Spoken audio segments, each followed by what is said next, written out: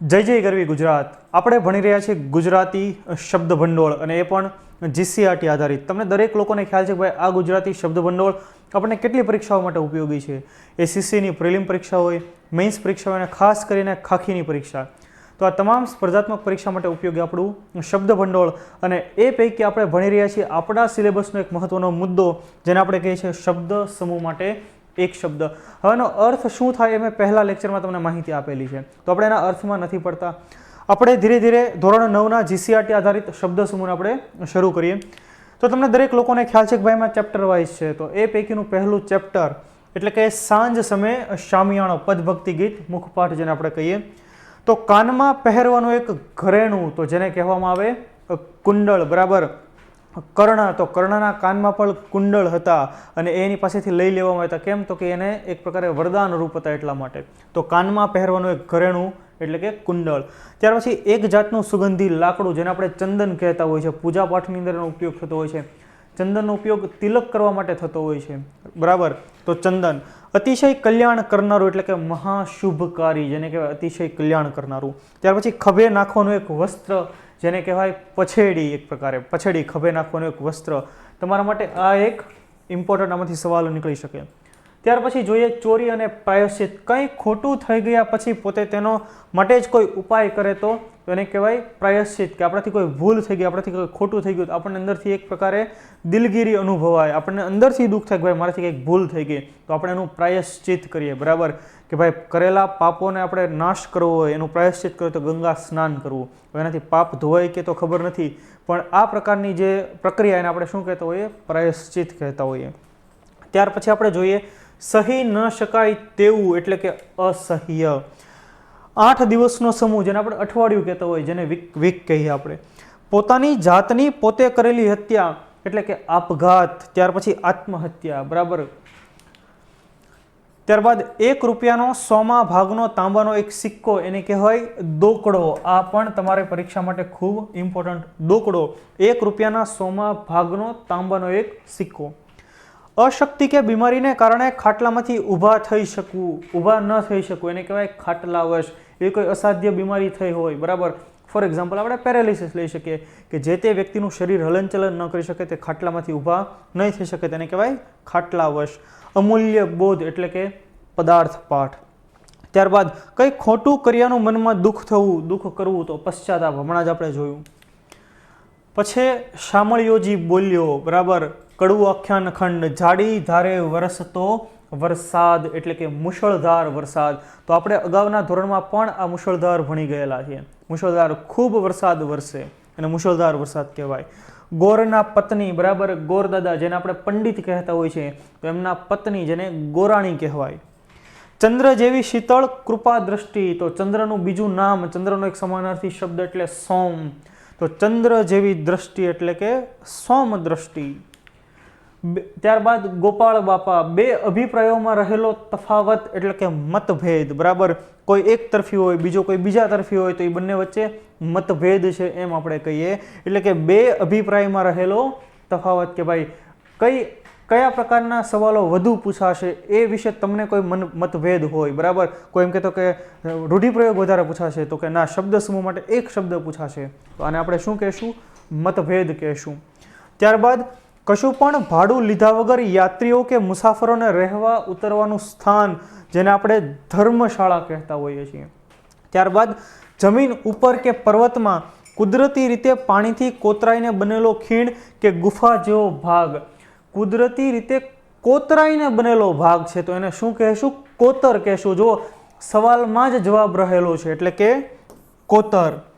ત્યારબાદ જોઈએ હિન્દુ કન્યાને પરણતી વખતે પહેરવાની લાલ કે કેસરી રંગની કિનારીવાળી સફેદ રેશમી સાડી, તો એને આપણે પાનેતર કહેતા હોઈએ. આપણે આવા શબ્દો છે આપણી રૂટીન ભાષામાં કંઈક ને કંઈક ઉપયોગ થયેલા જોયા હોય છે. ત્યારબાદ શિશિર પાનખર પછીની વૃક્ષોની નવપલ્લવિત કરનારી ઋતુ એટલે કે વસંત ઋતુ. કોલસાની ખાણ એને કોલિયારી કહેવાય. આ પણ તમને પૂછાય, બરાબર. KGF કોલાર ગોલ્ડ માઇન આપણે જોયું હોય, કોલાર ગોલ્ડ ફિલ્ડ આપણે નામ સાંભળ્યું હોય.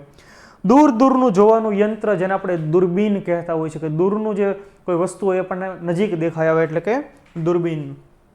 ત્યારબાદ મૃત્યુ પામ્યા પછી એની નજીકનું સગું શબના કાન પાસે જઈને ઠૂઠવો મૂકે તે એને કહેવાય મરણ પોક મૂક્યો. દહીં વલોવાનું સાધન એને વલોણી કહેવાય, જેને આપણે ઝેરણી પણ કહેતા હોઈએ છીએ, બરાબર, વલોણી અથવા તો ઝેરણી. ત્યાર પછી અશક્ત કે દુબળા ઢોરને રાખવાનું ધર્માદા સ્થાન પાંજરાપોળ. કામ કરે એ જીતે ગીત. વહાણમાંનો હિસાબ રાખનાર અથવા તો વહાણ ચલાવનાર એને આપણે માલમ કહેતા હોઈએ છીએ. વાસ્કો દી ગામાને ભારત તરફનો જળમાર્ગ બતાવનાર વ્યક્તિ એક ગુજરાતી કચ્છી ખલાસી, જેનું નામ પણ શું હતું? કાનજી માલમ તરીકે ઓળખાતા. અહેમદ ઇબ્ન મજીદ એનું મૂળ નામ પણ ઘણી પુસ્તકોની અંદર આપણને જોવા મળે છે. ત્યાર પછી સૂતર કાતવાનું યંત્ર સાધન એટલે કે ચરખો, રેટિયો. જમીન ખોદવાનું એક ઓજાર એટલે કે ત્રિકમ, કોદાળી. કોણીથી ખભા સુધીનો બાહ એટલે કે બાવડું, જ આપણે જેને બાવડું કહેતા હોઈએ છીએ, બરાબર. છાલ, છોતરા અને ગોટલા હાસ્ય નિબંધ. શબ દાટ્યા પછી એના પર કરવામાં આવતું પગથિયાવાળું બાંધકામ એને શું કહેશું? કબર કહેશું. ચારેય તરફ ફેલાયેલ એટલે કે સર્વવ્યાપી, કે હા ભાઈ ચંદ્રગુપ્ત મૌર્યનું સામ્રાજ્ય સર્વવ્યાપી હતું, પૂર્ણ ભારત વશમાં હતું. સર્વવ્યાપી એટલે કે ચારેય તરફ ફેલાયેલું. વર્તમાનમાં મોદી સાહેબની ખ્યાતિ ચારેય તરફ ફેલાયેલી છે એટલે કે સર્વવ્યાપી છે. ત્યારબાદ ભગવાન બુદ્ધના અવશેષો ઉપરનું ગોળ ઘુમટ આકારનું સ્થાપત્ય, તો બૌદ્ધ ધર્મના સ્થાપત્યને આપણે સ્તૂપ તરીકે ઓળખીએ છીએ, જેનું એક્ઝામ્પલ દેવની મોરીનો સ્તૂપ. ઘણી બધી વખત પરીક્ષાની અંદર પૂછાયેલો મુદ્દો. ત્યાર પછી પુત્રવધુનું સ્વાગત, મુખપાઠ, ગીત. 12 શાખના ઉપલા લાકડા આગળ રહેતો છેડો, જેને આપણે ટોડલો કહીએ, આ પણ આપણો રૂટીન ભાષાનો શબ્દ. ઘર અથવા કુટુંબનું ઢાંકણ એને છત્ર કહેવાય. આદરપૂર્વક આવકાર એને સ્વાગત કહેવાય, કે આપણા ઘરે કોઈ મહેમાન આવે તો આપણે એનું આદરપૂર્વક સ્વાગત કરીએ, એને સ્વાગત કર્યું, એને આપણે માન આપ્યું. ત્યારબાદ ભારતીય સંસ્કૃતિની સિદ્ધિ, લલિત નિબંધ. મુશ્કેલીથી તૂટે, ફાટે કે ચવાય તેવું એને આપણે ચવડ કહીએ, કે આપણે કોઈ હોટલમાં જમવા ગયા હોય ને ત્યાંની રોટલી આવે એ થોડી વાર પછી આપણે એને તોડી ન શકીએ, બરાબર, એવી થઈ જાય, એ કડક થઈ જાય તો આપણે એને શું કહીએ? કે આ રોટલી ચવડ થઈ ગઈ છે, કેમ કે આસાનીથી એ તૂટતી નથી. ખાધા ધરાય નહીં તેવું એટલે કે અંકરાંતિયું, આ પણ તમને પૂછાય. ખાતા ધરાય નહીં તેવું એટલે કે અંકરાંતિયું. આ શબ્દ પણ ખાસ ઇમ્પોર્ટન્ટ, સ્ટાર કરવો હોય તો કરી નાખો. મરજીવ્યા, પર્વતની લાંબી હારમાળા એને શું કહેશું? ગિરિમાળા કહેશું. પર્વતની લાંબી હારમાળા એટલે કે ગિરિમાળા. રત્નોની ખાણરૂપી સાગર એટલે કે રત્નાકર. સમુદ્રમાં ડૂબકી મારી મોતી લાવનાર એટલે કે મરજીવ્યા, બરાબર, મરજીવ્યા અથવા તો મરજીવા જેને કહેતા હોઈએ. પર્વતની લાંબી હારમાળા આવી ગયું, ગિરિમાળા. આંસુથી છલકાતી આંખ એટલે કે સજલ નેત્ર, બરાબર, આંખ, નયન જેને આપણે કહેતા હોઈએ છીએ, જેને આપણે ચક્ષુ પણ કહેતા હોઈએ છીએ. ત્યાર પછી ત્રિશૂળને ધારણ કરનાર એટલે કે ત્રિશૂળધારી, ભગવાન શિવજી, બરાબર. અકાલ મૃત્યુ વો મરે જો કર્મ કરે ચાંડાલ કા, કાલ ભી ઉસકા ક્યા કરે જો ભક્ત હો મહાકાલ કા, રાઈટ. તો ત્રિશૂળને ધારણ કરનાર એટલે કે ત્રિશૂળધારી શિવજી. ત્યાર પછી મૃત્યુના દેવ એટલે કે મૃત્યુંજય, કુળોનો ઉદ્ધાર કરનાર એટલે કુલોદ્ધારક, કુળનો ઉદ્ધાર કરનાર વ્યક્તિ. આપેલી બે વસ્તુ કે વિધાનમાંથી એક પસંદ કરવાની છૂટ એટલે કે વિકલ્પ. આપણને એક્ઝામની અંદર 4 વિકલ્પ હોય કે 4માંથી કોઈ એક પસંદ કરો તોય ભેગું નથી થતું આપણે ઘણીવાર, બરાબર. તો વિકલ્પ એને આપણે કહીશું. રસ્તો કરી જવાના, અમે તો આવળ અને બાવળની જાત, અમે રસ્તો કરી જવાના, બરાબર. ઉગવું એને શું વાંધો, એ વગર પાણી ઉગી નીકળે. ગઝલ, તો આકાશમાં સખત વાવાઝોડાને લીધે થતો અંધકાર, તો એને આપણે કહીએ આંધી આવી, બરાબર.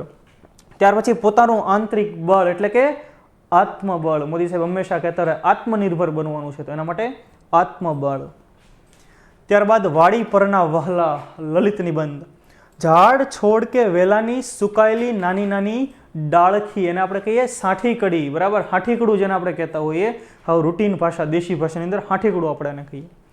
લાંબા સમય સુધી યાદ રહે તેવું ચિર સ્મરણીય, બરાબર. કે ભાઈ સંગીતની અંદર લતા મંગેશકરનું નામ ચિર સ્મરણીય છે એટલે કે લાંબા સમય સુધી યાદ રહે તેવું છે.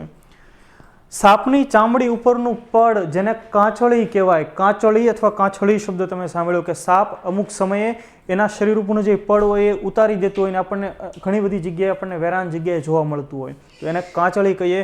અને ઘણા લોકો કે જે સાપની અંદર વિશ્વાસ રાખતા હોય છે એના મઢાવીને પણ પોતાના ઘરની અંદર સુશોભિત કરતા હોય, એની પૂજા અર્ચના કરતા હોય છે. તો કાંચળી આ પણ આપણા માટે ઇમ્પોર્ટન્ટ.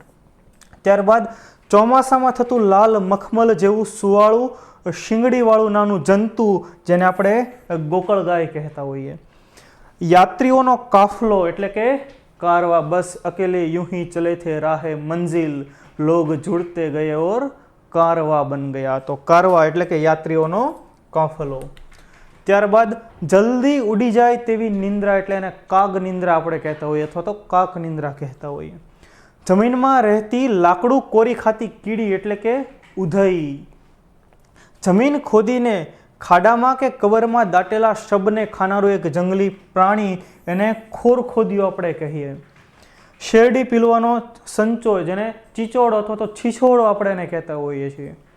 ત્યારબાદ જોઈએ 15 નંબર ગોદ માતની ક્યાં, એક પ્રકારે ગીત. રસ્તામાં મુસાફરને પાણી પીવાની જગ્યા એટલે કે પરબ. સુવા માટેનો ઓરડો એટલે કે શયન ખંડ અથવા તો શયન કક્ષા જેમાં આપણે કહેતા હોઈએ, જેમાં આપણે આરામ ફરમાવતા હોઈએ છીએ. તમે કદાચ એવું બને કે અત્યારે શયન કક્ષમાં બેઠા બેઠા આ લેક્ચર સાંભળી રહ્યા હોવ. ત્યારબાદ કુદરતી એટલે કે કુદરતી એક એકાંકી. મંગળ પ્રસંગે હાથના કાંડા પર બંધાતું 2-3 રંગનું નાડું જેને નાડા છડી આપણે કહીએ. આ એવા રૂટીન શબ્દો છે, આપણે ઘણી બધી વખત કંઈક ને કંઈક ઘરમાં સાંભળેલા રહેતા હોય છે, બરાબર. આપણે વર્તમાન પરિસ્થિતિ સાથે અથવા તો આપણી નજીકમાંથી જ કંઈક એને રિલેટ કરી લઈશું તો આપણને ઘણો લાંબો સમય યાદ રહેશે. ત્યારબાદ ગાદલા ગોદડા મૂકવાનો ઘોડો એને ડામસ્યો કહેતા હોઈએ, ડામચીયો અથવા તો એને રૂટીન ભાષામાં આપણે કહીએ ડામસ્યો. અને આપણે એક શબ્દ પણ સાંભળ્યો, કોઈ સારું કામ કરે તો કે હા ભાઈ ડામસ્ય ડીવો કરે એમ.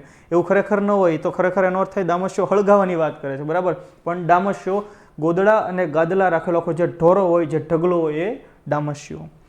ત્યાર પછી પછડાવાથી શરીરમાં થતી વેદના એટલે કે પછડાટ. સામાન્ય રીતે આ પ્રકારે ઘટના બનવાથી મૂઢમાર પણ વાગતો હોય.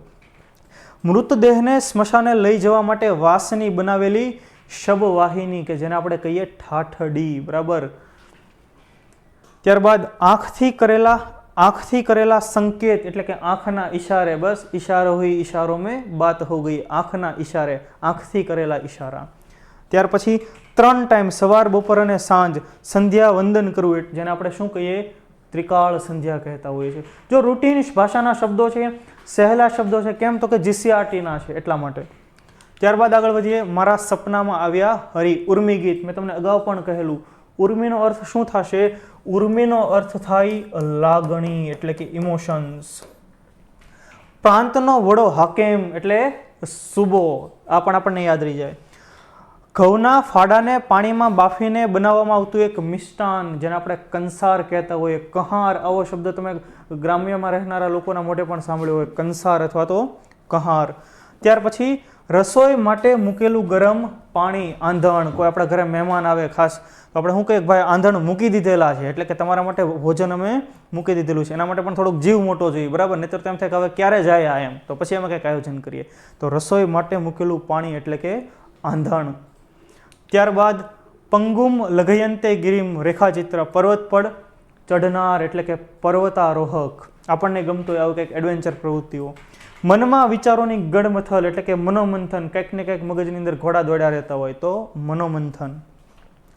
રાષ્ટ્રના પોતાના પ્રતીકને સૂચવતો વાવટો અથવા તો ધ્વજ અથવા તો ઝંડો એને આપણે કહીએ છીએ નેશનલ ફ્લેગ, બોલે તો રાષ્ટ્રધ્વજ. શરીરના કોઈ એક અંગની ખામી હોય તો એને અપંગ, બરાબર. પણ એનાથી પણ વધુ વિશિષ્ટ બીજો કે જેને દિવ્યાંગ તરીકે પણ ઓળખીએ છીએ એટલે કે દિવ્યંગ. આંચકો લાગે તેવું એટલે કે આઘાતજનક. ડગે નહીં તેવું એટલે કે અડગ. કદમ હોય અસ્થિર તેને રસ્તો કદી જડતો નથી. કદમ હોય અસ્થિર તેને રસ્તો કદી જડતો નથી. અડગ મનના માનવીને હિમાલય પણ નડતો નથી એટલે કે અડગ, બરાબર કે કૃતનિશ્ચયી રહેવાનું. ત્યારબાદ પપ્પા હવે ફોન મૂકું, આ આપણા રૂટીનમાં હાલતું કે હવે હું ફોન મૂકી દઉં. ભાઈ પપ્પાનો ફોન મૂકવાનું મન થાય. સો કોલ્ડ કોઈક ફ્રેન્ડનો ફોન હોય તો મૂકવાનું મન ન થાય. તમે સમજી હશો કે ભાઈ કવિ શું કહેવા માગે છે. વિદ્યાર્થીઓને રહેવા માટેની જગ્યા, એને હોસ્ટેલ નહીં, ખરેખર એને કંઈક બીજું જ નામ આપવું જોઈએ, સ્વર્ગ કહેવું જોઈએ. ધરતી પરનું સ્વર્ગ એટલે ખરેખર શું કહેશું આપણે એને? હોસ્ટેલ. ટેલિફોન બૂથ પર જઈને ફોન કરવાની વ્યવસ્થા એટલે કે એસટીડી, જે હવે લગભગ બંધ થઈ ગઈ છે, બરાબર, મૃત અવસ્થા જેની આવી ગઈ છે. ત્યાર પછી સમાજ સમર્પિત શ્રેષ્ઠી રેખાચિત્ર, કોઈના અવસાન પછી અપાતી શ્રદ્ધાપૂર્વકની અંજલિ. અહીંયા શ્રદ્ધાપૂર્વકની પતંજલિ કોઈ ન સાંભળવું, શ્રદ્ધાપૂર્વકની અંજલિ એટલે કે શ્રદ્ધાંજલિ. ત્યારબાદ યાદગીરી માટે બનાવેલું પ્રતીક એટલે કે સ્મારક. ભાઈ નવી દિલ્હીની અંદર શહીદો માટે બનાવેલું સ્મારક, તો આપણે એને કહીએ શહીદ સ્મારક. કોઈ ખાસ વ્યક્તિના માનની અંદર બનાવેલું સ્મારક, તો એ વ્યક્તિના નામથી એ સ્મારક ઓળખાતું હોય, બરાબર. તો સ્મારક એટલે એક પ્રકારે કોઈને યાદ કરવા માટે. મહાજનના આગેવાન એને કહેવાય શ્રેષ્ઠી. વહાણના સઢનો થાંભલો એને કહેવાય કુવા સ્તંભ. તો આ પણ ખૂબ ઇમ્પોર્ટન્ટ આપણે લખી નાખવું જોઈએ અહીંયા. ત્યારબાદ પતિની સાથે રહી જીવનની ફરજો બજાવતી સ્ત્રી, અર્ધાંગિની. બીજો એક શબ્દ સહચારિણી અહીંયા આપેલો છે, લખો તો અહીંયા પણ લખી નાખો અર્ધાંગિની. ત્યારબાદ પુરુષોને કાંડે પહેરવાનું ઘરેણું એટલે આપણે એને કહીએ બેરખા. આ પણ તમને પૂછાય. દાઢી અને ગાલ ઉપર થઈ માથા ફરતે વીંટાયેલું કપડું એને બુકાની કહેવાય. મુસ્લિમ સ્ત્રીઓ દ્વારા ઓઢવામાં આવતું હોય. દાઢી અને ગાલ ઉપર થઈ માથા ફરતે વીંટાયેલું કપડું એટલે કે બુકાની. શરીર પરના છૂંદણા એટલે કે ત્રાજવા. મકાનનું દરવાજાવાળું આંગણું એને આપણે ડેલી કહેતા હોઈએ છીએ. ખડકી પણ કહેતા હોય, ભાઈ ડેલી બંધ કરી દો, ખડકી બંધ કરી દો, તો ડેલી ખોલી નાખો, ખડકી ખોલી નાખો. સોપારી ઘાટનું ઘૂઘરીના ઝુમખાવાળું કાનનું ઘરેણું, તો એને કહેવાય અકોટું. આ પણ આપણા માટે ખૂબ જ મહત્વનું. ફેંટાના છેડા પર બાંધવામાં આવતું કસબી કપડું એટલે કે મોળીડું અથવા તો મોળિયું જેને આપણે કહીએ. માતાનું પિયર, બરાબર, આપણા મમ્મીનું પિયર એને આપણે શું કહીએ? મોસાળ. અને આપણે એના માટે શું થઈએ? આપણે ભાણા થઈએ. આપણે અહીંયા જેટલે આવો ભાણુભા થતું હોય, બરાબર, તો એ આપણું મોહાળ, મામાનું ઘર જેને આપણે કહીએ. વેકેશનમાં આપણે હેરાન કરવા અવારનવાર પહોંચી જતા હોઈએ છીએ ત્યાં. ત્યારબાદ કૂવામાંથી પાણી ખેંચવાનું દોરડું જેને વરતડી અથવા તો વરત કહેવામાં આવે છે. જેનું અન્ન ખાધું હોય તેનો દ્રોહ કરનાર એને નમક હરામ કહેશું આપણે. પાણી ભરાઈ રહે તેવી ચામડીની મોટી થેલી જેને પખાલ અથવા તો બોખ કહેશું. જેનું અન્ન ખાધું હોય તેને વફાદાર રહેનાર એને આપણે નમક હલાલ કહેશું. ત્યારબાદ સ્ત્રીઓ પ્રત્યેનો આદરભાવ એટલે કે સ્ત્રી દાક્ષિણ્ય. સ્ત્રીઓ પ્રત્યે માન સન્માન આપવું, એને આદરભાવ આપવું. ઢોરને ચારો નાખવા બાંધેલી જગ્યા એને આપણે શું કહીએ? ગમાણ કહીએ. અવારનવાર આપણે આનો ઉપયોગ પણ કર્યો હોય છે. તો દોસ્તો, આ હતા ધોરણ 9ના શબ્દ સમૂહ માટે એક શબ્દો. આ સિવાય તમારે કોઈ પણ બીજા અન્ય કન્સેપ્ટ ભણવા હોય, તમારે કોઈ જનરલ બેચ ભણવી હોય અથવા તો કોઈ એક વિષય માત્ર ભણવો હોય તો પણ તમને માય ક્લાસ એપ્લિકેશનની અંદર મળી રહેશે. તો ત્યાર પછીના લેક્ચરમાં આપણે આગળના ધોરણ સાથે ફરી પાછા મળશું. ત્યાં સુધી જય જય ગરવી ગુજરાત.